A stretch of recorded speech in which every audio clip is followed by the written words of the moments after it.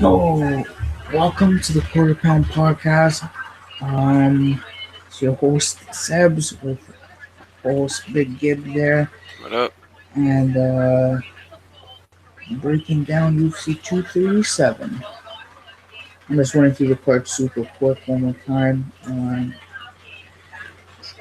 I just don't like that they um, upgraded Betchbera to the main card after she missed weight. I know she was on it was short notice and everything, but she missed weight and they promoted it to the main card. Man, that's so stupid. Like, what fight would you put other than that in the main card? I'd put Uh, like pretty much every fight Kurt almost. Holloway and Yeah, that's Thiago mine too. Moises, Yeah, it has to be. Wally Alves and Sergio Moraes. Yeah, Like, both those hell, three. you could even put Ronnie Barsales up there, and he's number 2 in the prelims. If it was Ryoni versus Saeed, I would definitely put them up there. Oh, that would have been a way better fight, yeah. But yeah, I don't Top know. billing there. I don't even really like Star Poli up there with Alvarez. Like, they're good, but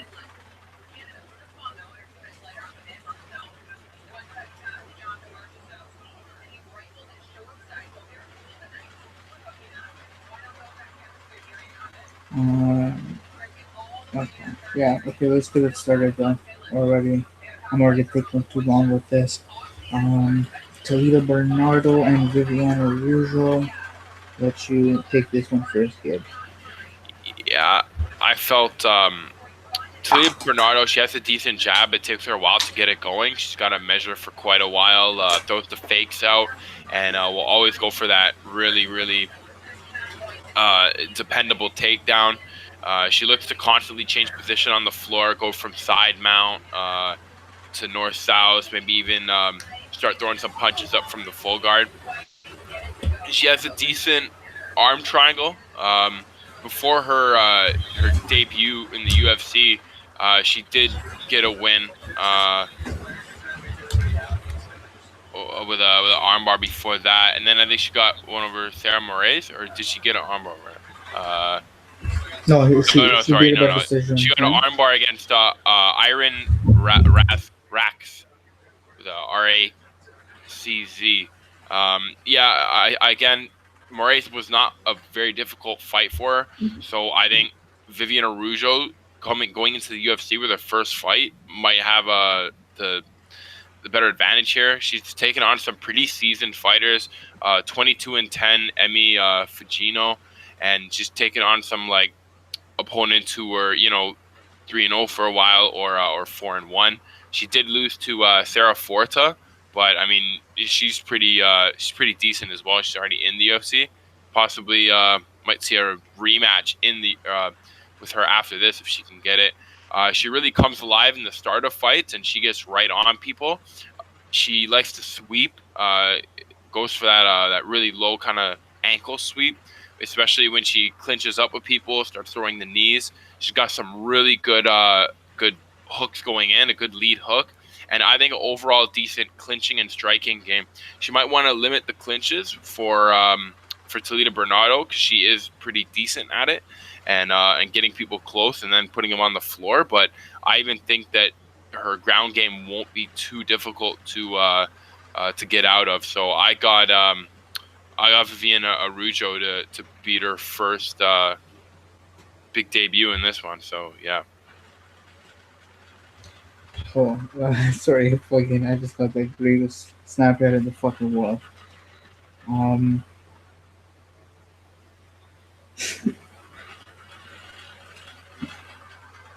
Okay, you're fucking actually pretty quick with that, kid. Yeah. Yeah, not the greatest fight to break down, to be honest. Like I had even in the first fight, like Toledo versus Gatto. Did you just mentioned that? No. Yeah. Like fucking, or we were just talking about it, but I had like fucking, I still had Gatto in that fight, bro. Like yeah. So like did I. Like I was down to throw like fucking, like fucking. I would have put some money on her, a little bit of beer money there on her. Like why not? She's paying like ridiculous. And like Toledo Bernardo is definitely not a minus 600 or minus 500. That's disgusting to hear. That's the most fucked up shit I've ever heard in my life, bro. She's only beaten, like you said, she beat Sarah Moraz. That's it. Like, and like, That Sarah was a Moraz, given. buddy, Sarah Moraz is fucking horrible. Like, did you see what happened to her against, like, I don't, Macy's a fucking That's a monster. tall order, man. A lot of She's people a can't beat monster. her up. No, she's a monster, but, I don't know, fucking, not that good, right? And then I just didn't see where all the like what she okay Melissa Gatto or whatever couldn't really stop the takedown with her. That's where I guess like everyone was going with that. Like she couldn't really stop the takedown, so they probably thought Toledo was gonna sub her or something. But Arujo here now she doesn't have that. Like Arujo's a black belt in jiu-jitsu.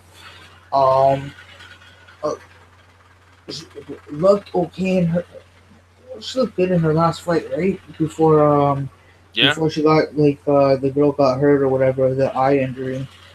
Um, and then the even I couldn't. I don't think I found that. I watched the Delima fight, the armbar one. You can Yeah. find that one pretty easily. Oh yeah. No, that one. That one's on YouTube now.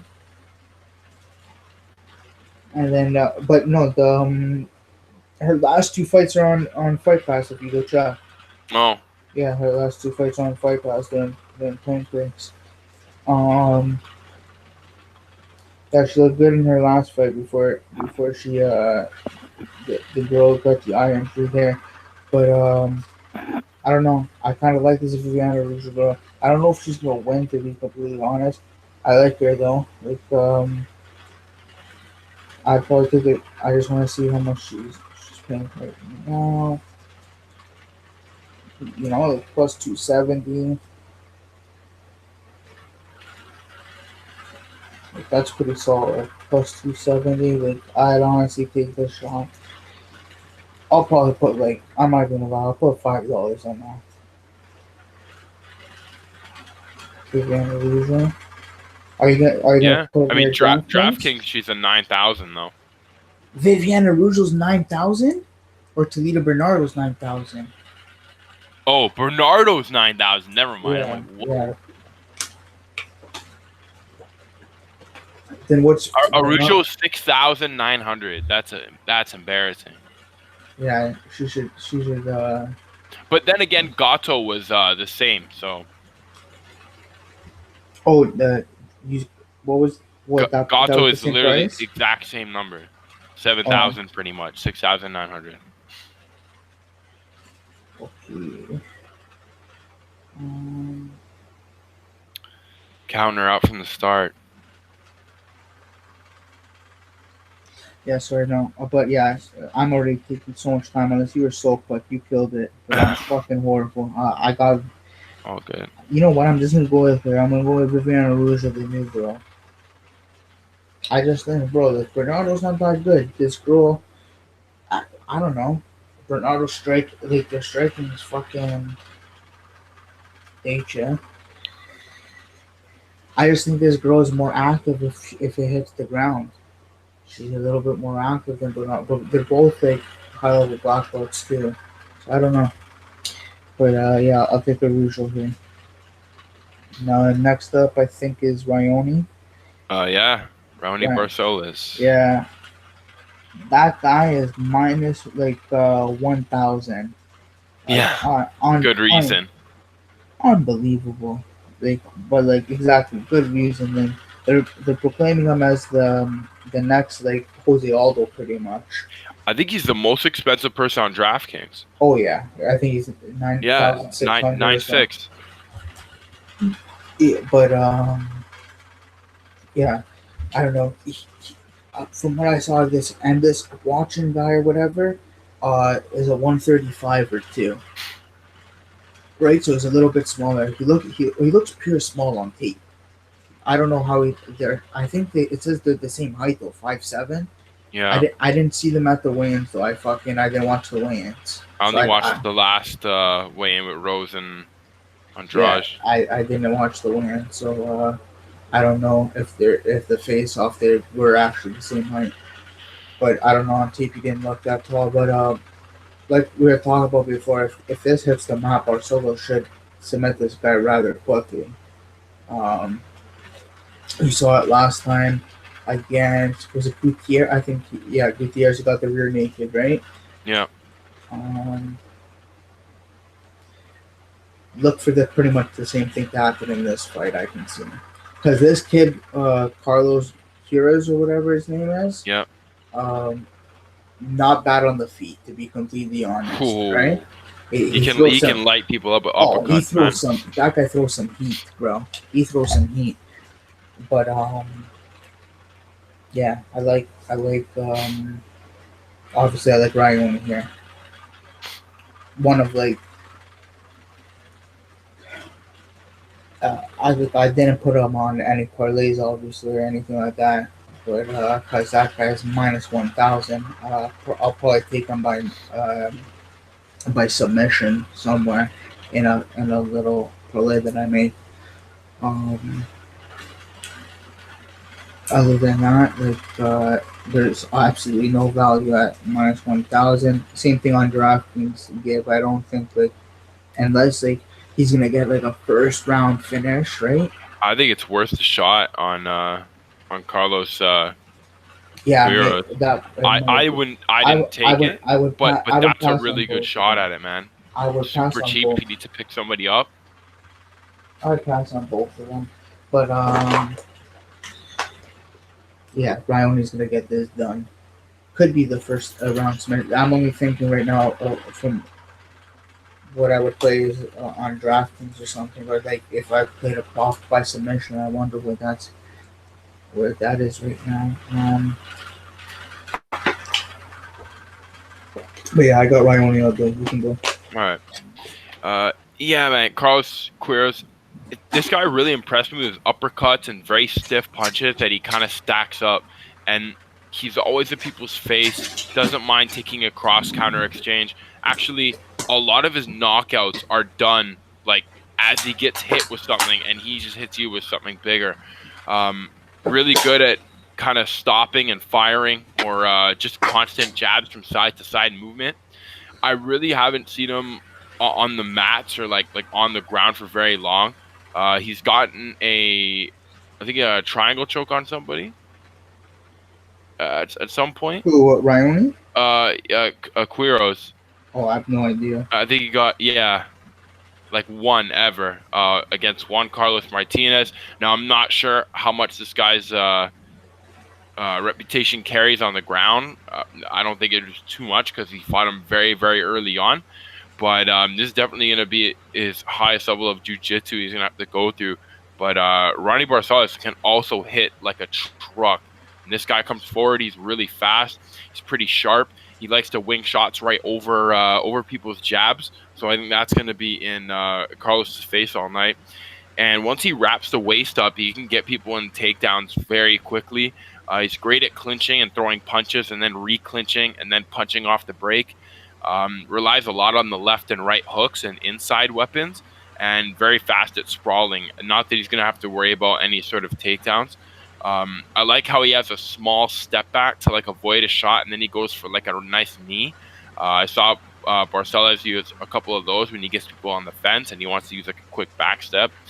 But again, if he wants to go toe to toe and really gun it out, especially in Brazil, and try to impress the fans, I think Quiroz can surprise some people here. Not changing any DraftKings or anything. I still have. Actually, you know what? I don't even think I had a chance to pick Barcelos on the grounds that he was just the most expensive fighter on the card. But yeah, I don't think going for this guy is such a bad shot at it, especially if you have a line that you don't really care about and you want to see if you can get a W off of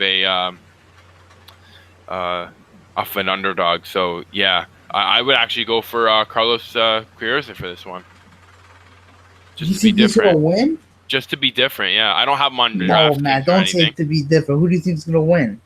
Oh, I think Ryan, Barcelos no? Barcelos is pretty lined up for it, but Yeah. I mean, I would go for him just on the grounds that, man, like that's pretty stupid to not do. Yeah, no, Ryan. That's Ryan all day for If sure. he wants to stand in Brazil with the crowd hyping him up, man, this guy can light him up. Uppercuts. This guy threw uppercuts and just stepped to the side constantly on a few guys, and I can definitely see him doing that kind of stuff if that's his only weapon. Yeah, I'm gonna play Ryan definitely inside the distance, like by knockout or submission. I think. If you could Uh, get him on DraftKings, definitely. But I think like that's beauty. Um, yeah, because it's cool. Betway gives you like a free a free bet. Um, it's only like $5 or something, but like, it's fucking still so cool. And they give you a free bet every like Saturday and Monday if you bet more than like $25 on like a parlay or something. So it's pretty cool. You get a free bet. Yeah, Betway sponsor sets. Um, so I'm gonna definitely put Ione inside the distance and like the we'll call it the free parlay of the week. But they're all free anyway, so it doesn't matter. Um, yeah. Okay, so what you got Ryan for sure? No. it, yeah, yeah. Okay. So we both have Ryan. Okay, next fight. I don't even care about this fight. Priscilla Cachoeira versus Luana Carolina. And bro, this Priscilla girl, like, she's cool, bro. She fucking added me on Instagram like last year. No way. Yeah, she added me on Nice. Instagram last year. I don't follow her, but like Oh. I'm pretty sure she follows me. Um, if she doesn't follow me anymore, I hope she doesn't follow me anymore. What do you mean? She watches the show. Oh, fuck yeah, she's Brazilian, but she definitely doesn't watch the show. She watched the show. Like, you got to start moving your head a little bit, but hey.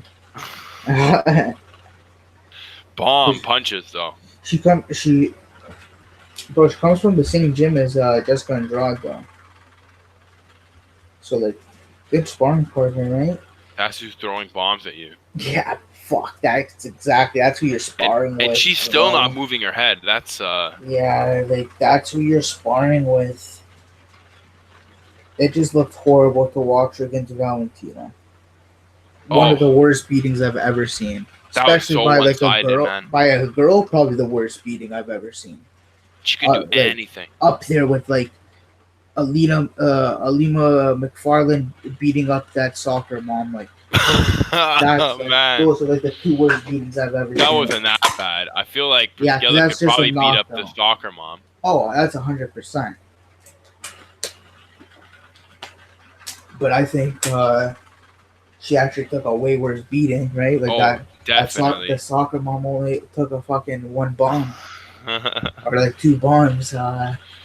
Priscilla, like, she's super tough though, eh? It absolutely took like a beating from Valentina, and like, I don't know, that was fucked out. I think it was Yamasaki, the ref. Like, definitely should have stopped that fight. Like, no clue what that guy was doing. But and then she didn't look good against Molly McCann either. No. And I don't know. I was pretty big on Molly McCann in her first fight in the UFC. I forgot who did she fight? Jillian Robertson, I think. Yeah. And I was pretty big on her in that first fight, and she just completely. I was like, oh, she's just horrible, and she didn't look bad on tape. And I thought like I knew Jillian didn't have the best striking, and her jiu-jitsu was nasty. I'm going way too deeper with that fight, but. I don't know. I didn't expect her just to be not that nasty, but pretty much what I'm saying is Molly McCann isn't that good at all, and that was just a horrible fight, though. To be honest, eh? Molly McCann. I mean, yeah, she got landed on a few times by Kucher, and you actually got to see Yeah. some damage no, put out. it was like a brawl, but it was just sloppy. It looked fucking Oh, or like so they sloppy. yeah, like The really fact that bad. both of them actually didn't move their heads that Yeah. fight, and Oh, it was like they absolutely were horrible. giving each other the shots, right? So I don't know if that sort of thing happens. Coachella has every fight. Yeah, I guess so. But she lost that fight. She did, but I mean, Yeah, if fights go like that, she has a good chance. like typically, yeah. Better than Valentina Shevchenko, man. Like if she gets rushed, it's over. Who?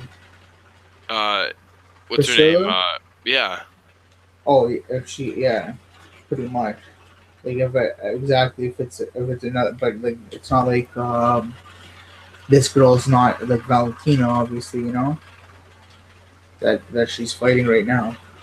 It's not like Valentina, but she doesn't have bad Muay Thai. If you go watch the Dana White Contender Series fight from Brazil, doesn't have like bad Muay Thai, right? She doesn't look the greatest, but doesn't look horrible. Looks a lot smoother than Priscilla, to be honest.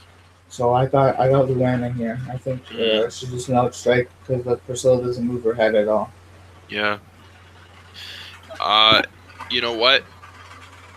Luana looked pretty good against Mabeli Lima, and that was Lima's first loss. So I think that's pretty big to serve her that up. Now, I think when she kind of single shots people, single kick, single jab, single right hand, Caroline is pretty good. She can carry herself pretty well throughout the fight. I think it's when she wants to combo that things might get a little difficult. And Priscilla, she doesn't have much fear. I mean, she's right in there. Even though her head is right dead center and very easy to hit, she really does go toe to toe with people, and she knuckles up. And if she's gonna take a shot, she's moving forward, and she's really throwing hands at people. She ends a majority of her fight with punches in like the mid kind of point of her career outside the UFC. Was getting some pretty good people in some pretty good shots. I think she fought one girl who was 0-4, but like the other two girls were 3-1 or 4-1. Um, Carolina Martins and Andrea DeCassia. So again, I think she's just looking for that one opponent who's going to really stand in front of her. She kind of had it in Molly McCann. I thought she could have beaten her, but just could not really put the finger on the button, especially if Molly McCann put the numbers on her and really beat her up. But she did land the good odd punch or two, and I think that possibly she runs out and maybe uses some of her past experiences to maybe change up her game a little bit and take it to Carolina and maybe give her a bit of a difficult fight that she hasn't had yet. This is her first big show. She's fighting in Brazil, and it'll be a bit of a tough fight for her in her first fight. So I think Priscilla might actually get her first W here. Yo, I'm just buzzing on because like you just said before we started the drill. Did you say she was like Luana is one of the easiest picks of the fight or the night? What? You did. I swear you told me that girl Carolina or like Yeah. what? You said she's one of the easier like guaranteed pick of the night. Oh, I don't think did I say that? I swear to God, yeah, Luana? yeah. That's why I'm buzzing out because like I swear like Oh, you I thought you said Aldana. oh okay that makes Oh, sense you then, meant yeah Luana. Okay. Yeah, I'm yeah picking Coachera just on. I think she just gets her first W. Due okay. for a W. I just buzzed out because I thought you just like switched No, up your no, mind super quick no, I didn't. because like of DraftKings or something. No, Okay, that makes to sense. be So, yeah. uh, okay, here's the buzz. Okay, yeah, okay, I already picked Luana, but no, I just buzzed out. They're super cool. update you. I'm over here playing online on 2K too. Sorry if you. I hope nobody hears basketball this time. Somebody said like there's basketball sounds last Oh time. yeah, the echoing TV. Yeah, that made like I have the TV on mute now, so I really hope there's no sounds. Um, so I'm just seeing what's. Oh, this Oh, is the Clay fight. Guida and I definitely BJ have to Penn. pause for this because like, this is the fight I want to talk the most about. To be honest, I gotta take a sip of Ogden and everything.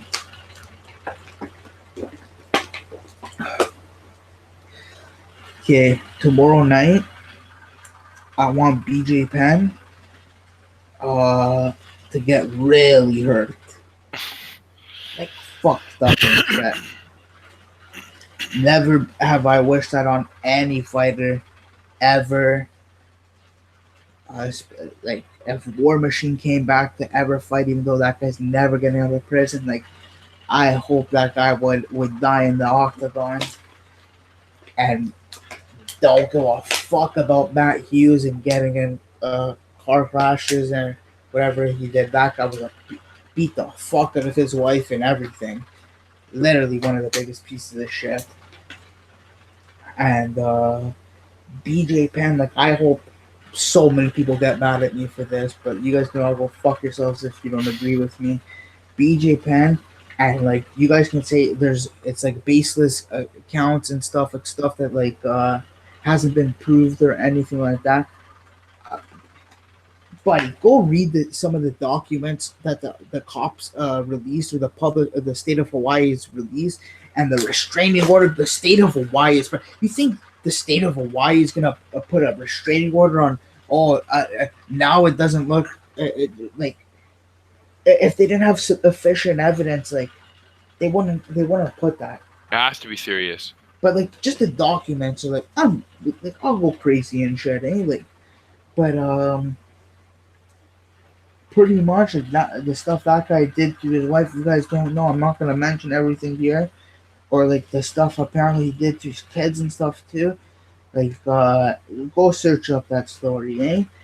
But like, I just hope Clay Guida beats the shit out of him, and I got Clay Guida all day. He's the first one I put in like my pretty much my parlay of the week. Um, I got Clay Guida. That's the easiest pick of the night, 100%. Yeah. And it's not even. I don't give a fuck that that's not even why I'm picking Clay Guida because like BJ Penn's a piece of shit. No, literally has nothing to do with that. Like I've been on Conor McGregor multiple times and John Jones. Those guys are huge pieces of shit. Yeah, Conor McGregor's a giant piece of shit. And like BJ Penn, when's the last time that guy won? 2010. Six fights, losing. I don't. Losing But streak. Sorry. how many? Yeah, but like his last win was in 2010 against Matt Hughes. That's fucked. Going on 9 years, man. That's what Matt Hughes was pushing 40. You know, like that was the end of Matt Hughes' career. I think that was, I'm almost positive that was his second last fight. Okay. Yeah. That was a set. I thought it was his last fight. I forgot he fought at Koscheck after that, and then he got knocked the fuck out by Koscheck too. That was fucked. But he lost it when he got knocked out by BJ Penn. That was BJ Penn's last win, eh? That's embarrassing and shit. And then he lost to Frankie Edgar the 2 time.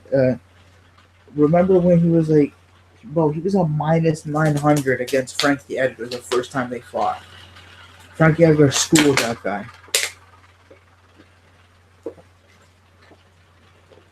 And Nick Diaz put on like pretty much might be the best performance of Nick Diaz's career. Oh my god. What he did to bodied him. BJ Penn? It was just flurries and flurries of combos. Fuck, that was beautiful. Combos, slaps. It was nuts. Holy shit. And then he fought Rory right after that. Rory brutalized him. And then he got knocked out by Frankie Edgar. Fought Yair. That was the stupidest thing I've ever seen in my entire life. Yair was doing 360 roundhouse kicks to BJ Penn right on the head. I That think was everyone knew it was gonna happen there. I'm surprised it didn't happen in the first round, to be completely honest. And then he beat. See, this is the fight he was supposed to win. Not win, but like supposed to be competitive, like Dennis Seaver. That was supposed to be a little bit competitive. Like if you really knew about it at that point, you knew that Seaver was probably still gonna fuck him up because a little bit more active. And I think he not only was he younger, but like you know what I mean, he was still like had some fight in him. When did he fight before? Like 2 years before that, Yeah, and he wasn't completely like he was pretty shot. Like he's been shot, but like I don't know, like it pretty much if you can't beat Dennis Seaver, buddy, like who's I'm pretty sure was the same age as BJ Penn, honestly. pack it up. And like, yeah, don't even. What the fuck are you doing? You definitely have a coke habit or something, buddy. Like, what are you fighting for? I would like Dana White begged BJ Penn before to retire. He's only done it to two people: BJ Penn Chuck Liddell? and Chuck Liddell. And I'm pretty sure I'm not sure if he actually did it to BJ Penn, but I'm pretty sure he did. He never wanted BJ Penn to come back. Definitely not. Probably some contract stuff. Like he was still owned. Like he was still there by the UFC. You know.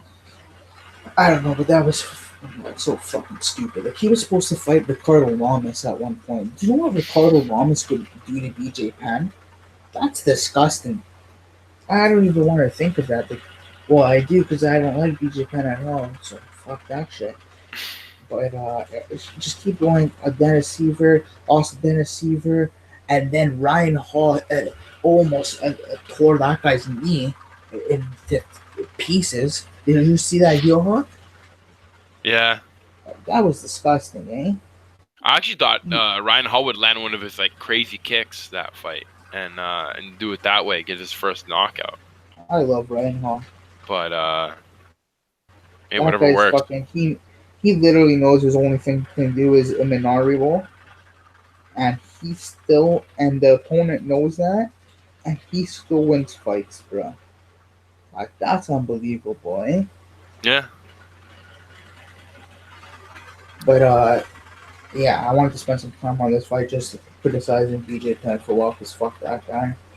But not taking away from my boy Clay Guida, bro, the Carpenter. I've been a Clay Guida fan for years, bro. Since I watched them, I want to see what year it was, but the first fight I watched them was when he fought Diego Sanchez. I watched it that night live, and probably at least one of the craziest first rounds you'll ever see in your entire life.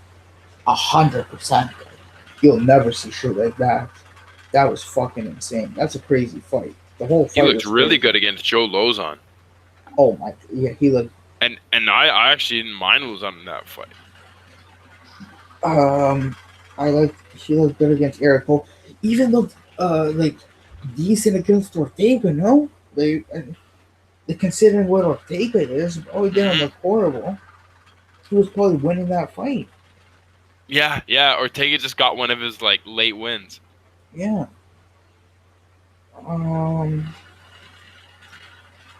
Okay, it was 2009. That's what it was. The Ultimate Fighter 9 finale. That was a crazy fight, bro. You ever watch that fight, Gib? No, I need to. Oh my god, what a fight that is. That's a legendary fight, bro. I remember him and Benson. I remember him and Pettis. Oh yeah, those are his. I remember him and Pettis, obviously. Him and Nate was a split decision. That fight was crazy. Oh, him and Benson. I forgot they were on the first ever Fox fight. That's sad. Okay. Yeah, Figueroa's gonna murder BJ Penn, guys. I don't think he'll sub him if that's at, like, because right now he's at like minus 750 and like I'm just thinking if there's any point in even playing that kid. To be honest, if I don't think so, but you can easily play that guy by knockout because I think that's what he's doing, and that's paying pretty nice. I think that might be plus money right now, and I don't see him subbing BJ Penn, to be completely honest. Um, BJ Penn is fucking super high level in jiu-jitsu. Like, pretty sure we won the. What did I know he won the BJJ World Championships or Abu Dhabi with fucking. I think it was something like he wasn't a black belt and he won the black belt. Oh, He won the black belt tournament, or he was like the first American black belt to win, something like that. One of the two, I'm pretty sure. that sounds, yeah. Yeah. Oh, yo, I'm just looking at fucking BJ Penn, some of his old fights. Like, fought some sick guys, though, bro. Yo, man, this guy was like the first champ. Act like he go fuck himself. Okay. Yeah, play good all day. Sorry, Gabe, you can go, bro. All good. Yeah, man. BJ Penn, he's done a lot in there. He's the first guy to get the two belts. You know, before his losing streak, he did lose to Frankie Edgar multiple times. But he did beat Diego Sanchez and Kenny Florian in their heyday. Very good fight to George St. Pierre. A lot of people want to call George St. Pierre on the Vaseline gate. It was really big for a while, but I think George St. Pierre is more than past that. And BJ Penn just hasn't really withstood the test of time like GSP has. I mean, he's on as an article that I was reading earlier, one of the longest losing streaks in UFC history at the moment, and it's been a while. I mean, he had a tie against John Fitch, and that was after the Matt Hughes fight that he won. So I mean, we're talking almost like 9-10 years back. So it's a real tough fight for him, just like every other fight recently. Same as Ryan Hall and Dennis Seaver. This guy's gonna have to pull out all the stops on Clay Guida, but I mean, Clay Guida can throw down when he wants to. I think on the stand-up, he can out-punch BJ Penn 100%. Like you said, if it goes down to the ground, BJ Penn will probably it'll be a little more even. And Clay Guida is no slouch when it comes to jiu-jitsu as well. And we can see some good stuff. And I don't exactly see, I guess, tap from or Clay Guida submitting BJ Penn, but I could definitely see him brutalizing on the feet. He was able to knock out Joe Lozon, and to be honest, I think Joe Lozon could probably get off the couch and fight BJ Penn and still win. So, and this is like now, not 2017. I would say like now, Joe Lozon could 100% do it. Again, Clay Guida was kicking ass in that Brian Ortega fight, but Ortega is just that guy who can go into late fights, and he gets even more dangerous as the rounds go on. It seems like even if he's not landing the striking, had some crazy fights in his past with guys like Anthony Pettis, Gomi, RDA. So I think Clay Guida has definitely been looking a lot better. Obviously a little younger, but I still think at 40 he'd be doing a lot better than BJ Penn even. I hope he's not fighting for that long. Hope he packs it in eventually, but I mean, this isn't a bad fight to go out on, especially BJ Penn. So yeah, I think this is very easy for Clay Guida. I think he ends him in the first round. I think he gets knocked out or something. I can't see this going very long, actually. I can see this maybe going to the second round. Fuck the second round. Clay Guida gets a knockout. Easy walkout. That was the easiest. I don't know how I spent 15 minutes on that shit. But that's an easy knockout, 100%. Because I don't know, I don't think he's going to sub him, to be completely honest. Or else I would be able to say it's an easy finish regardless. But he might, fuck. He fucking might, actually. I don't know. You know, he can literally drop him and then He could drop him and get the sub after. guillotine him even. Like bro, Clay Guida, like Dillashaw, all those guys used to say like Guida's a fucking animal at grappling. Oh Like yeah, even though he's not like I think he's just a wrestler, right? He doesn't I have like when he any burps jiu-jitsu in the corner. credential. That's Oh, always fun to watch. he's fucking jokes. But yeah, he's a madman, bro. And yeah, I just want to see him absolutely kill it. Next up, I'm already taking so long with this breakdown. Fuck me. Oh, fuck myself. What's next, Dave? Are you ready there? Warley Alves and Sergio Moraes. Yeah, I'll break this one real quick. Pretty much stays on the feet. Warley's gonna win, and if it goes to the ground, Sergio's gonna win. As how I see Yeah, Sergio. I don't know how else to break that down. Like that's as simple as it, guys. So like Warley's way better on the feet than Sergio. Like I know Warley's a pretty damn good grappler too, but like that's Serginho, buddy. That's the Panther. Like his jiu-jitsu is on another planet compared to Warley Alves. yeah, Um, I think so too.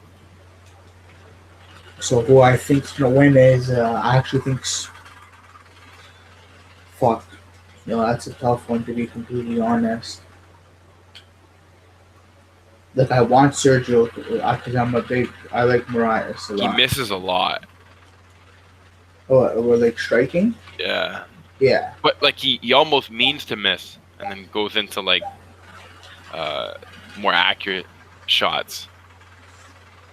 yeah. I think Warley's gonna win. I think Warley's gonna win. Mm. He's gonna be a little bit hard to take down, to be completely honest. He's that big fucking boy, and his striking's like pretty fucking top quality.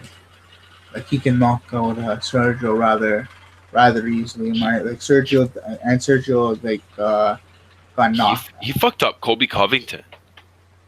Oh, with the guillotine. Yeah. Yeah, but yeah, Sergio got knocked out by Usman and shit. I think that was said his only time he's been knocked out. I don't know. It's a rough fight though. Yeah, we got knocked out. I think Usman. Sergio Moraes fought Usman too. They both lost. Yeah, that's what I'm talking about. Oh yeah. Yeah, no, you got knocked out by Usman. I guess winner fights the champ. Yeah, probably not. Definitely not. Definitely not. Those guys aren't even fucking top 15, bro. Well, maybe Serginho is. I actually don't know, but I don't think Warley Alves is top 15. Yeah, but I got Warley Alves in this fight. How about you? You know what? Looking at it, I mean, 100% the striking definitely goes to Warley Alves. I think Sergio Moraes almost plans on missing shots and then landing later. Off his back, damn, like I'm tired just looking at how people have to deal with this guy. And he might get tired with running around on the stand-up and then going to the ground. I think that might be Alves' best bet to maybe end up getting him a few times on the ground just out of pure speed and out of athleticism. But you know, as Moraes gets a little sloppier, I think that's where Alves has to counter. But I mean, Moraes can still land a good bomb, and especially after he misses a couple shots, he can go for a sudden kick at the buzzer. I mean, this guy is really good at last-minute combos, and even if he does tend to be a little inaccurate, he tends to tighten up near the end, and he does get to land some good shots. I'm surprised he doesn't throw very many body punches, because I think those are the ones he lands the most, and he tends to get slams after those body punches. He's good at looping his punches and making his style kind of work, even though it's a little rough. But Alves just has, I think, a lot tighter striking. Has wins over Nardine Taleb, Covington, and you know, he got Covington in a nice guillotine. He's got a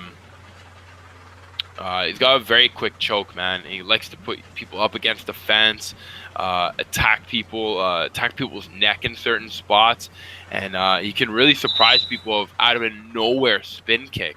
I think he landed it pretty flush, man, and he almost choked out Kamaru Usman. He wrapped him up in like a pretty tight choke, just kind of couldn't get it exactly in there. But I think what Alves does have it in the stand up department. And I was originally going for Sergio Moraes in this fight. I felt like a really quick takedown would be the best way to go for this fight, but it'll be very difficult to get on Alves. I think he's got a decent amount of takedown defense, and he's got a lot of weapons that Moraes has to pass, and it takes him quite a while to get those ramped up. He's in Brazil, so they're definitely both going to be fighting hard, but I got Alves too in this one. Yeah. What's it? Sorry, I don't have the card with me. All good. The next one is Thiago Moises versus And Kurt Holobaugh. You're talking about this one? Yeah, I like Kurt Holobaugh in this fight. Gonna be a fucking banger of a fight, honestly, to be honest. First round's gonna be fire. But this might be fight of the night, to be completely honest. This might. I don't think it makes it. Well, what do you think's gonna win? Oh, you know, someone's getting knocked out. Yeah, but it can. Or yeah. There can be a knockout and it still wins fight of the night. It just can't be in the I see what first you mean. round, Yeah. It could be like a fucking banger. And but fuck, like pure ground. If we're going grappling, with that, like Hollowball is, I think is a purple. Like I don't like going with the belt colors all the time and shit, because you can just be a better grappler straight up. And MMA grappling is completely different. But I don't know. Moises is the clear better grappler, 100%. Even though he got wrestle fucked pretty much with Benil, like, don't get that shit twisted. Benil is a high level black belt, guys. Like, unreal how good that guy is. And that was a tough fight for him, especially first fight in the UFC. You're going against Benil Dariush. Fuck, that's a tough fight. And yeah, I don't know. Now that I'm thinking about it more and more, like Thiago gets just to the ground, could be Thiago all day, but Holloway can definitely knock him out. I'm gonna switch my mind from what I was thinking beforehand. I'm gonna go with Thiago Moises. I think my man can get it to the mat and sub Holloway. I think we see a sub there. So yeah, good with you. Yeah, man. Kurt Holobaugh is super deadly. Shane Burgos found that out in the first round of their fight, and I mean Shane had a pretty decent fight against Cub Swanson. Bit of a rough fight to win, but in his Kurt Holobaugh fight, he got dropped hard by a big right hand, I think. And as Shane Burgos went down, obviously, Kurt Holobaugh is trying to capitalize. I think a lot of people would have made that move. And he went right into an armbar that Shane Burgos was just clear-minded for getting knocked down like that. So props to him on that finish. But I still think in a lot of other cases, I don't think guys would have those reflexes to pull that off. And he's a firecracker early. He's ended people like Lloyd Woodard. He ended him in 15 seconds. Just a shot early, right after a left kick and a right hand. Even against Andre Harrison, who is 18-0. Very tough war on the ground. And then, I mean, this guy gets up and he tests people. And he gets people in trouble. And, he's pretty decent at escaping a few submissions. So when he's done doing that and he's right up in people's face, man, he's getting ready to hit people. Tends to kill his arms a little bit on the strength, especially when he gets people on the floor. But he really gets to keep people pretty cornered on the ground. He's got a solid jab, a really good left hook at times, and if he connects with something big, it could be over. And it's pretty easy for him to lock up a guillotine when he wants to. Whereas Thiago Moises, man, you do not want to block his punches because they look like they hurt. Um, he hit up Gleason Curtis with some crazy combos and dropped him with a nice right hand. He kicks and changes levels with it. Throws some pretty good knees. Really dangerous on the floor. He pulled an armbar on Dave Castillo, and I mean one bit of a rough decision he had was against Jason Knight. He lost to I think he lost to him, right? Who? Thiago Moises. He lost Lost to to Jason. Jason Knight. Yeah, in Atlas Fighting before UFC, I guess. Did he? I guess so. Yeah. He probably did. Then. So, that's kind of a bit rough, especially for the stand-up for Hollabaugh. But I mean, this guy's kicks are pretty decent. Really good at getting the head, especially when he gets the other side. He can kick left or right. Good knees after the 1-2, especially when he's trying to stick close to people on the fence. And I think his ground game speaks for itself. I think he has the back takes, man. So I think his skills are pretty good on the stand up as well, especially if people are gonna block with him, which Kurt Hollabaugh might have up early. But I think there's gonna be a banger in the first round for sure. I got Thiago Moises though. Yeah. Okay. Next fight: Nogueira and Ryan Spann. Another one super easy to break down, and I have no clue why Ryan Spann's only a minus 150 or minus. He's probably even lower than that. No idea. To me, this Ryan is the Spann should be the highest person on DraftKings, 10,000. 100%. Like, this is the easiest pick on the whole card. Like, if I'm wrong, I want you guys I don't want you guys to be honest, but you guys can more than criticize me if I'm wrong. And I see where Ryan Spann can lose this fight, but Nogueira's fucking 922 in fight years, eh? Like, you guys want to talk fight years? That guy's 922 at the very least. Yeah. And like, say what you want. Like, first of all, if you bet Sam, like I did, if you bet Sam Alvey, don't even think about betting. If you pick Sam Alvey against Nogueira, you better be picking Ryan Spann here. 100%. Like,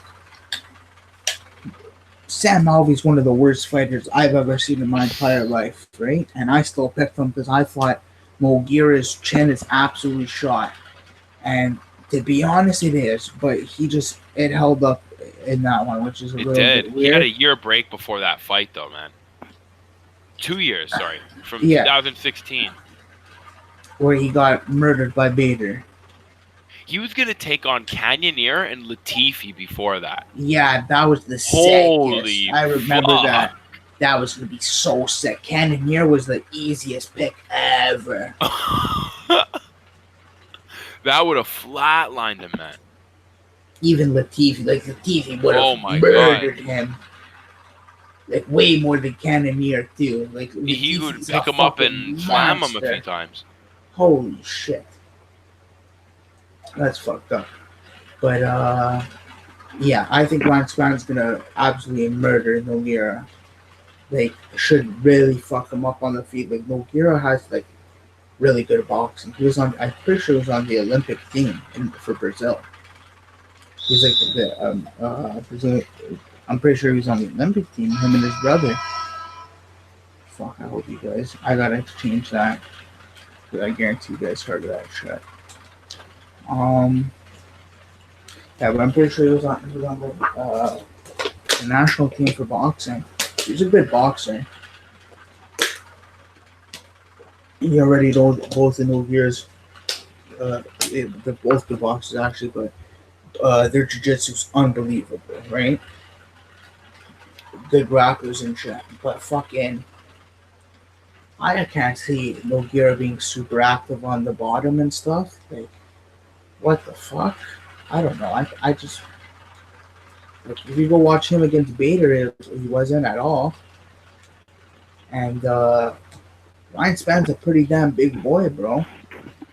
You know, and he's a good wrestler. He's got a nasty guillotine, Ryan Span, and he's a pretty decent striker. And I love guys when they or fighters in general when they come out of Fortis MMA. M- Might be like my favorite camp right now is Fortis. Like you know that camp kid, the ones in Texas, like Macy Chiasson's in it, Jeff Neal, Ryan Span, Kennedy Nzikuru, fucking buddy. The list goes on, eh? Nasty, nasty, nasty gym that is with Saif Sayoud, the head coach. But yeah, Ryan Span all day here, easy pickings for me. I just think like it's disrespectful. Like usually it's disrespectful when people say like when people get like oh it's always disrespectful both ways. But fucking if the if someone's like a big underdog or something like that and they get priced like if they get priced as a big underdog and like maybe they don't deserve that like same way here like he deserves to be priced way higher, you know, like Yeah. fucking unbelievable and shit. But yeah, I got Ryan Span all day. I got him in the parlay of the week with Clay Guida and two more things in the card. Nice. Okay, your turn, Dib. You know what? I mean, this guy hasn't really faced a big challenge since Carl Robertson, and you know he's seen a lot of high level opponents, and he's lost some fights. Like he lost to Tevin Giles, who's still undefeated. Um, he lost to Kevin, that's in Tevin. Trevin, no? Or is it Oh, Kevin? Yeah, Trevin it's Giles. You're Trevin. right. Sorry, Trevin Giles and Carl Robertson, who's a I guess a pretty fearsome striker, man. Trevor So Giles fights next week, I think, too. That's cool. He hasn't fought in a while. shit, that's a fight. Yeah. Um, Much recently in the Emilio Sordi fight, looking really good. Guillotining him in one round, really fast too, and beating up Luis Henrique. I think that was a pretty easy fight to pick. Luis Henrique was kind of on the decline anyway, but still, I think um, I think Ryan Spann knows what's going to be difficult for him and knows what kind of fighters are going to come at him that can challenge him. And I just don't think Antonio Nogueira can for very long. I mean, he might have that first round or possibly if he gets into a really decent spot on the ground. But I think a lot of Nogueira stuff is just going to be slow motion to him. I think a lot of Span's athleticism will be able to help him in this one, which again, like I like to put experience over athleticism, but I think Ryan Spann can just tank through a lot of stuff. I think he can move forward through a lot. I mean, Nogueira is going to have to really put that boxing to use and rip this guy down to the ground to a good mount or something, and just Oh, get that that right away, or get a body triangle or something deadly on him to keep him on the floor, and then hold that for the entire round or something. But it's going to be very difficult for him to do that at such a high age. I mean, I'm sure the guy still packs. He beat up Sam Alvey. Not a super impressive win, but a win nonetheless, especially after a Ryan Bader loss. But I don't know, man. Like I said, I think Ryan Spann shouldn't even be put at 8,000. What is he? 8,800 on DraftKings. I think that should be like a 9,500 or 9,600. Take Ronnie Barsales' number. So yeah, no, Miami deserves to be that high. I got Ryan Spann for that one. Yeah, Ryan Span all day for sure. Um, Okay, now we finally hit the main card and the Yeah. fight I was talking shit about Yeah, Irene that's right. Aldana and Betch Pereira. Um, I don't know, man. Like they're not both of them are fucking like not anything special. I think Betch is one of or she used to be okay. Now she's just pretty damn bad. But Aldana, nothing special to be completely honest. I guess they're trying to push her a little bit, and Betch is from Brazil, so they're hoping like I fucking guess right. And I don't know, man. I I, I got Aldana for sure in this fight though, 100%. Mhm. Yeah. Oh, she's gonna box up Betch pretty bad. You think Aldana's got some good striking. Betch drops her hands a few times in this fight? A few times. And talk shit or like, hey, get over here. Oh, I think she Is learned that her what she did? fucking She did one of lesson. these? Oh Yeah, my god. I thought she learned her lesson against Holly Holm, and Holly Holm absolutely fucking murdered her. Oh my god, what a fucking knockout that was! Like that's why you don't ever talk shit like that. And I don't know. I like Aldana a lot in this fight, so I'm going with Aldana. I think she's gonna all box her pretty well. She You know, beat Pudilova too. You know, Pudilova like I always like Pudilova. Like hasn't had the best of luck, but super aggressive and shit too. I kind of like that girl. She's young and shit. She's still got a bright future. But yeah, I got Aldana in this fight. yeah, Betch's gonna have to be coming in with the similar intensity that she beat Jessica I with, actually, which was her probably last good fight that she was putting on a bit of a show, and able to stand toe to toe with somebody. Difficult fight for her. Jessica I was kind of in her face, but at the same time, like she got a majority draw against Marion Renault, so she really hasn't gotten a definitive win since 2016, and losing to Holly Holmes by head kick definitely was not a wise move to drop the hands and kind of call on a a standoff against her. I hope she learned her lesson and is a little bit more cautious, because I think Betch has a very rough style, and she's really like she's ready to go. She gets right in there, and she gets to work. She makes fights pretty difficult for people. Um, she likes to be a puncher. The last fight she ended punching was Shayna Baszir, and I mean, take it for what it is, but she could definitely probably hit that again. Whereas Irene Aldana, I think she's fought some pretty tough people. She fought Leslie Smith in an awesome fight, actually. That fight's a brawl, because Leslie Smith opens up on her and beats her up quite often in that fight.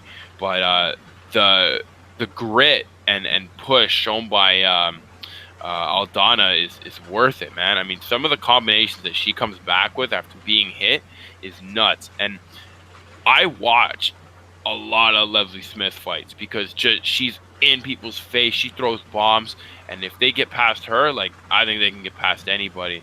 Um, She's good, but like yeah, man. it's nothing special. No, but she puts on good fights. Like Oh she yeah, yeah, she's oh entertaining. man, she puts on brawls. Uh, in that fight, she had a really good uppercut, middle uppercut, spinning backhand. She might not be very good when she's on the run or being backed up, but when she starts to get her jabs going, she starts to get her left hooks going and rattling off. Man, she can really get a lot of last minute kicks and punches in for the bell. So I actually think she beats Betch Carrera and gets a on a 3 fight win streak. They have a split decision against Moldova though, but I think she has more than enough to beat Coera. Coera's really got to show something special in this one, and probably do something that she doesn't do very often. So yeah, I got Aldana. Alright, Tiago Alves and Staropoli. A lot of people think I think you even think Starboy's gonna wash Thiago Alves, eh?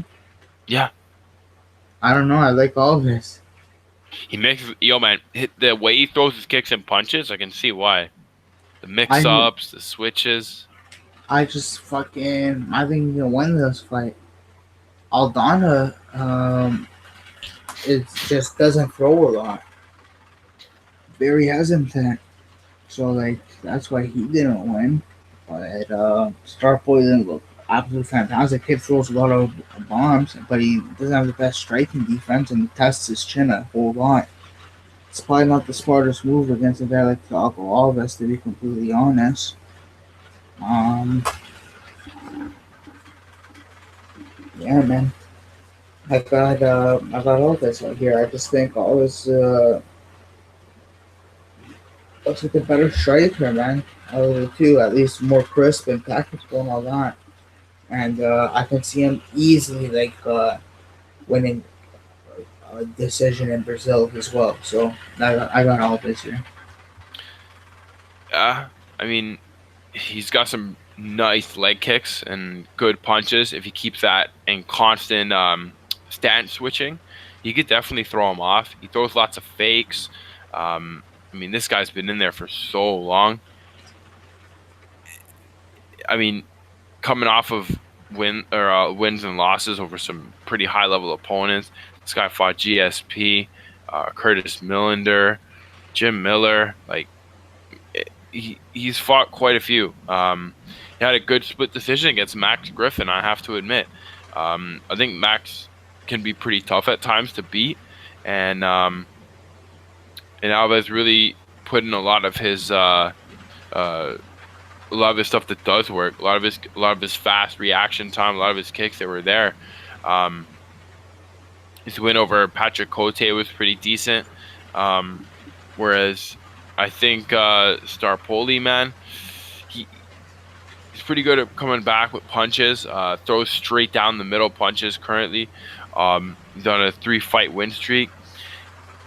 Pull off a Kimura and no submission in his first MMA fight. It puts a lot of pressure on fighters and kind of speed walks people down. He gives up his back quite a bit, which is not good. He fought a guy, Sebastian Del Galidio, and I had some problems with him. Got rear elbows. He needed rear elbows to kind of get out, kind of a desperation move. Once he can land his hook, which he really favors, he'll start to kind of come back in the fight. I think that's his game changer in this. But Alves definitely has more weapons, but I think Starpoli has some bricks in his hands for punches. So I think Starpoli takes it here. Starpoli. Starpoli. H's. Starpoli. Okay, next fight. Jose Aldo taking on Alexander the Great My God, man. Volkanovski. Third play of the parlay, Alexander Volkanovski. Only reason he's the underdog is because this is in Brazil. Has to be. This has to be the underdog of the night, man. No, well, yeah, underdog. Yeah, sorry, underdog of the night. Oh, yeah. I just was already thinking you said fucking pick of the night or something. Oh, no. No, but this is yeah, I think so too. Underdog of the night has to be, has to be underdog of the night here. I guess because although recently in the 3-round fights, it's looked fucking dangerous against Moicano, Jeremy Stevens. Didn't have him in that one. He's looked good. Oh, I didn't have him in either of those, and I faded Max, faded him both times. So that's horrible. But I'm fading him, I guess, 3 times a charm. Yeah. So I got Volkanovski here. I just think Volkanovski's pressure and pace is something like pretty much like I think it was last week, right? Merab was last week. Yeah. Merab Dvalishvili. Yeah, it was last week. very similar pace Yeah. to Volkanovski. Like they have very similar pace. Volkanovski can go and fucking you guys can say I forgot what fight it was that people said he got tired. Bro, he broke his ribs and shit, eh? And people are saying he looked tired. Fuck, what fight was that? Darren Elkins, I want to say. Probably. I think it was Darren Elkins, and he broke his ribs before that, like which is fucking ridiculous. But he's looked really good, man. He's undefeated in the UFC. Obviously, brings an unreal pace. One of the, like such a good grappler, man. So strong. He used to weigh like fucking what was it, 210, 220 Two bills, bro. as a rugby player. You know, like The fucking pictures don't even look believable. But then, like, oh you see him and you're like, oh shit, it is. yeah. And he's a Game of Thrones fan, so I love him. He walks out to the Game of Thrones theme song. That's ill.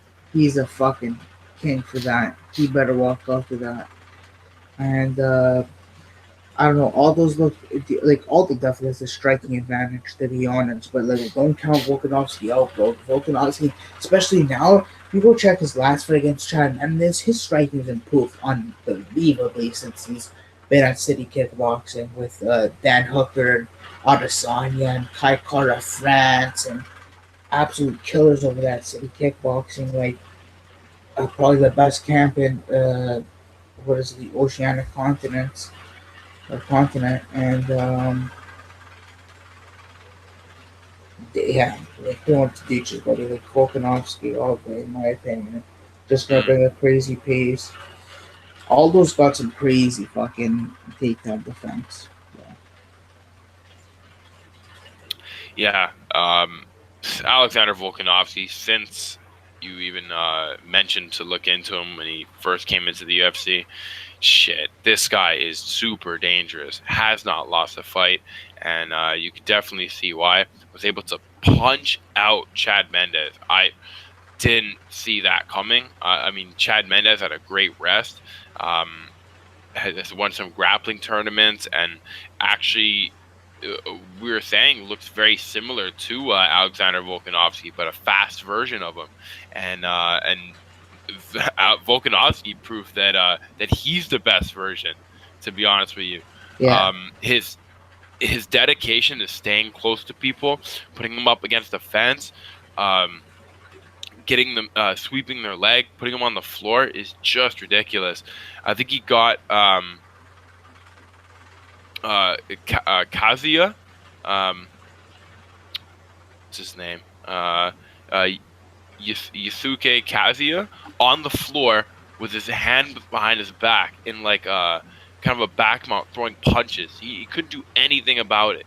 Knocked Hirota down with left hooks all night.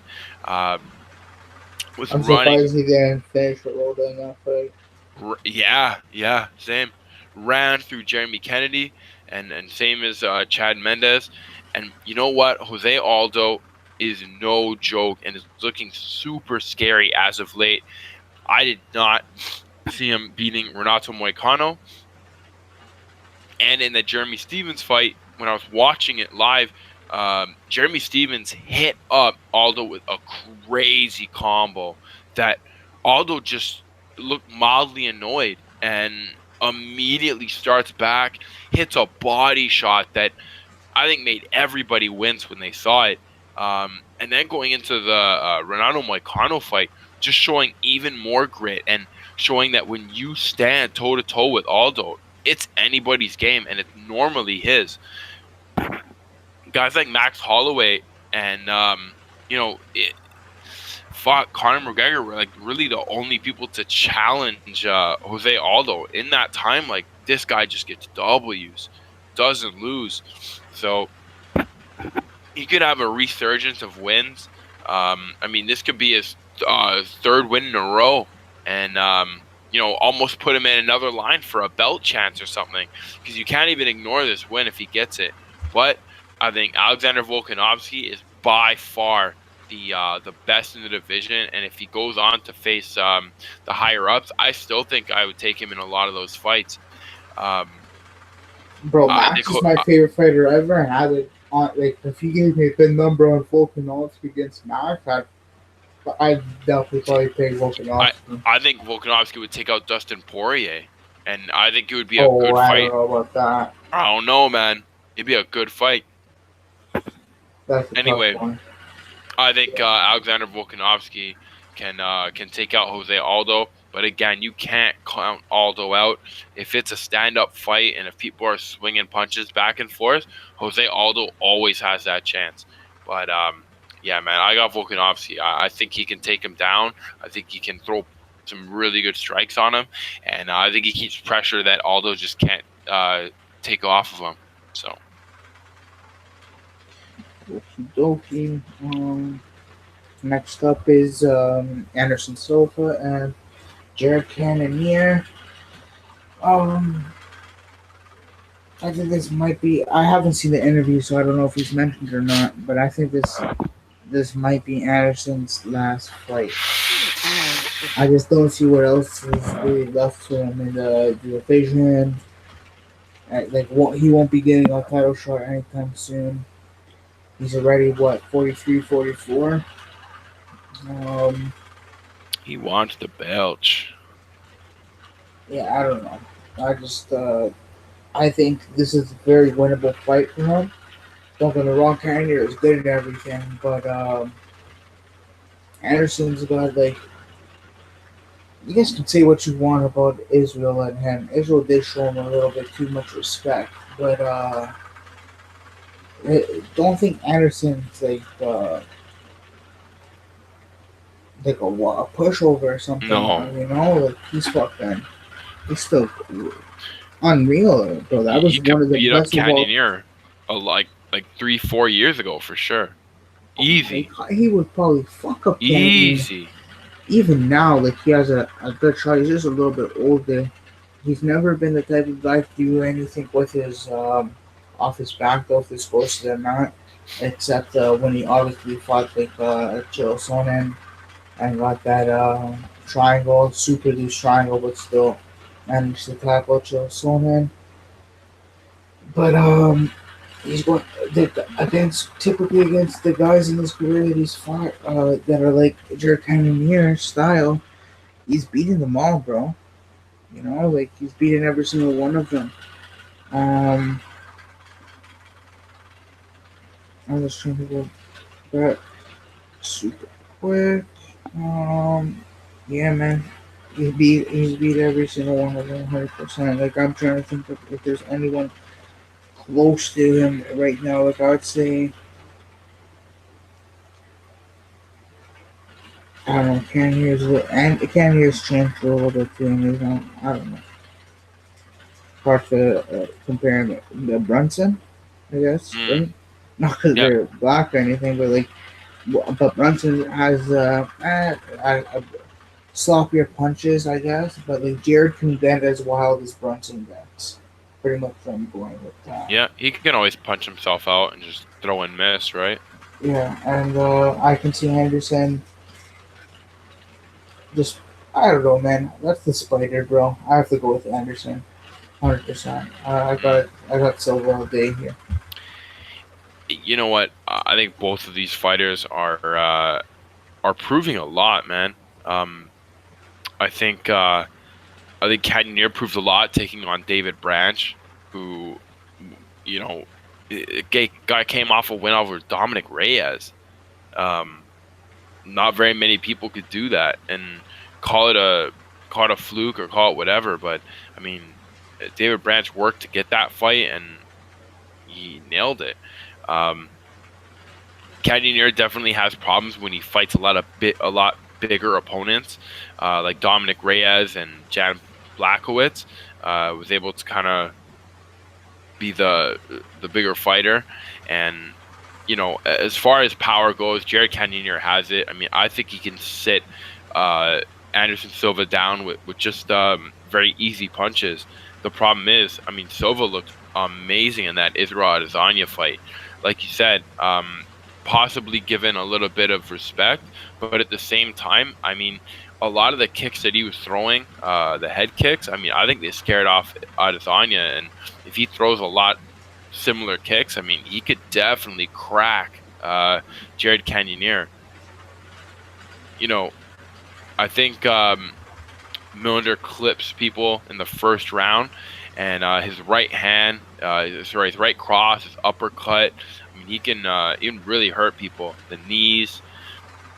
He likes to get knockdowns. He was able to pretty much beat up David Branch. Anderson Silva. I mean, like he's definitely he's definitely had some previous performances where he didn't look as dominant. Obviously Daniel Cormier and Michael Bisping fights weren't that good, but even in those ones, I mean, I'm pretty sure he gave Michael Bisping a kick that looked like he got into a car accident, like that front teep to the face. Oh Shit, my man! god, that was If he crazy. throws one Yeah. of those, I don't think Jared Cannonier's gonna be standing. Um, this is a very cool fight. I think Anderson could definitely put on a show, but I mean Jared Cannonier's power and strength is just is through the roof, and I don't think it'll take much to put Silva down. And I know that Jared Cannonier knows that, and I think if he limits his punches, it'll only put Anderson Silva at a high advantage. But if he waits for that perfect moment, I don't think Jared Cannonier will have to worry about getting tired or punching himself out. But if this guy swings for the hills in the first round and misses too many shots, Anderson's going to have his way with him and just be able to outstrike him. Um, I do think that even in that circumstance, Jared Cannonier might get the odd punch that ends the whole fight. And even if he's getting dummied for 2 rounds, Jared Cannonier can still land a firework, and it could be landed anywhere. And I think Anderson's going to go down. But I mean, Anderson's proved he's been able to pull some amazing shit off. Could be his last fight, as it is in Brazil.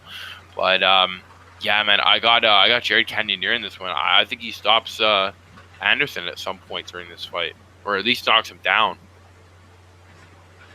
Yeah. Um, Definitely something that should happen.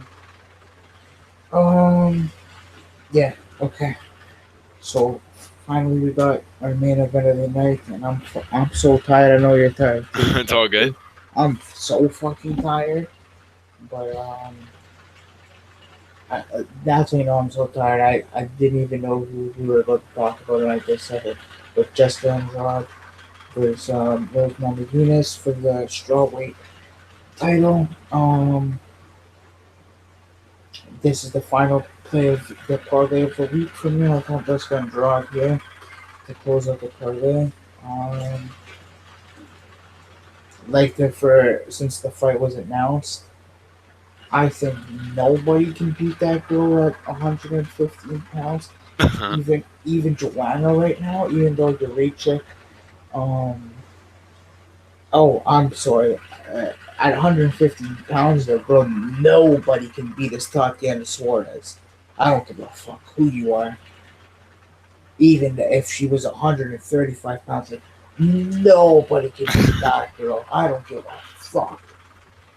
That girl is unbelievable. So she's, in my opinion, the next champion by far. 100% the next champion. But Yeah.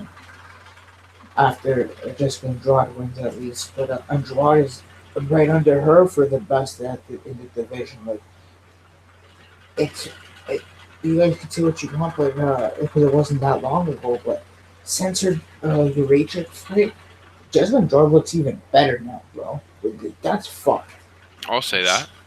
And she definitely learned in that fight. And she looked like a monster in that fight. Like was taking a beating from Joanna, just pressing forward all the time, and she was just getting hit with the shots every time at the end of her keeps and all that. Joanna was using her reach, and Andrade really couldn't find the way inside.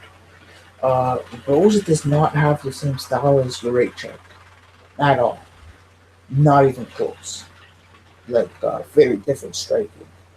Lots of movement. Rose uses pushes way more forward and puts way more pressure on you than Luana does, which is and pretty much the big thing.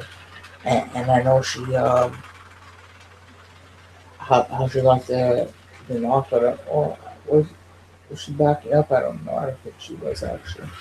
But she typically doesn't do that well off her back. So um, I know she was young and she's gotten way better too. Like I mentioned, just been dropped, but her fight against Carla Esparza wasn't did not look good, right? Um, Carolina, you can say pretty much the same thing. I thought Carolina was unanimous. I didn't think it should have been a split at all. And I don't know, man. I just think Andrade's gonna push her pace and might knock out Rose, but I see going to the decision. But I see Andrade all day here. I was looking at this fight similar to how JJ won it, with obviously overwhelming amounts of strikes and lots of leg kicks. And I was wondering if maybe Rose can pull something off with that in and out kind of style, jumping in and out of the phone booth, throwing really fast punches, similar to how she beat Joanna. And I mean, her forward momentum in both fights were just not something that any fighter can keep on Joanna. And I mean, I'm sure Joanna had to be beat eventually, but I mean, Joanna wasn't letting anybody touch her until that point.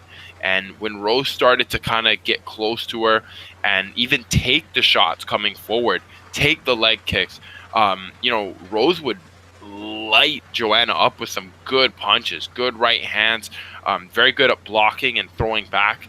And Jessica Andrade kind of throws maybe two punches, or 2 to 1 punch for every like 3 or 4 that I think Rose Namajunas can throw. And I think if Andrade misses a bunch, I mean, this show is going to be drained. The thing is, Jessica Andrade pretty much rushed Karolina Kowalkiewicz in the first round, and Karolina had no idea what was going on. I'm surprised Karolina actually wasn't able to fight her off and at least get past that first round, because if you watch that fight, Karolina is landing some pretty good strikes. Like, she's landing some good right hands, she's landing good knees that would normally slow people down, but Andrade just keeps rowing the boat, and she doesn't care how slow she has to go. She's gonna drop the bomb on you and really look to be the aggressor in the fight. And she's getting obviously way better at that, because since losing against Joanna, she's been able to beat Tisha Torres, which was not an easy fight for her, I don't think. And again, Karolina Kowalkiewicz. So I think this girl is packing some power, and Rose Namajunas is definitely going up against the hardest puncher in the division. I think she's going up against the hardest puncher she's fought. Um, she Oh, really has has to be. she really has to take on the speed advantage from the go. Really light her up and just keep going, keep the numbers super high, so that even if she does get hit, she never has to worry about being behind on the cards, and just not go to the ground. I think on the ground she could be pretty decent getting back up.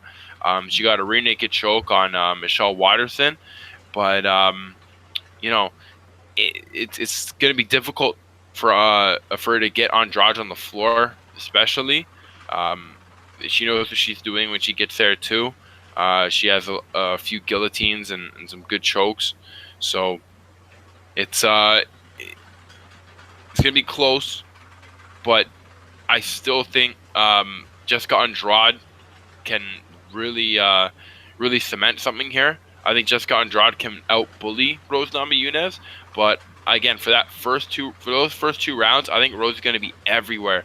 She's going to have to be to avoid her. So, yeah, I got Andrade in this. I think she drops a bomb on Rose, but yeah, I got Jessica Andrade in this. Okay, and that's the breakdown for this week. I'm not gonna say I'm gonna put the fucking timestamps on shirt if I'm not gonna do it, but I'll try and throw that in tonight. If not, I'll try and do that for tomorrow. Hopefully. Okay. But honestly, if I get enough comments or something or requests to do that, I'll do anything you guys tell me to put in the description if enough of you guys want to see it. But yeah, I'll put all their picks and all that stuff in the description though. So till next week, and that is Dos Anjos versus Kevin Lee, which is a fucking good fight. Good card. Yeah, really good card. Um, so see you guys next week, pretty much. And yeah, take care, guys. Have a good one. Take care. Good weekend.